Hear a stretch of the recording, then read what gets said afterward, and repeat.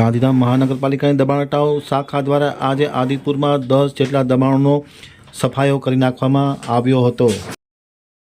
ગાંધીધામ મહાનગરપાલિકાની નોટિસ બાદ આદિપુરમાં કેબિન ધારકોએ સ્વૈચ્છિક રીતે પોતપોતાની કેબિનો ખસેડી। મળતી માહિતી મુજબ કોર્પોરેશન દ્વારા ગાંધીધામ અને આદિપુરમાં જાહેર જગ્યા તથા રસ્તાઓ પર થયેલા દબાણ હટાવવા નોટિસ આપી અને દબાણો દૂર કરવાની કામગીરી કરવામાં આવી રહી છે।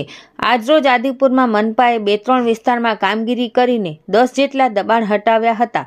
મનપાની દબાણ શાખા દ્વારા 3 દિવસ અપાયા હતા, નહીતર મનપા પોતે જ દબાણ હટાવશે તેવી જાણ કરાતા પોસ્ટ ઓફિસ પાસે આવેલ કેબિન ધારકોએ સ્વૈચ્છિક રીતે પોતપોતાની કેબિનો ખસેડી લીધી હતી।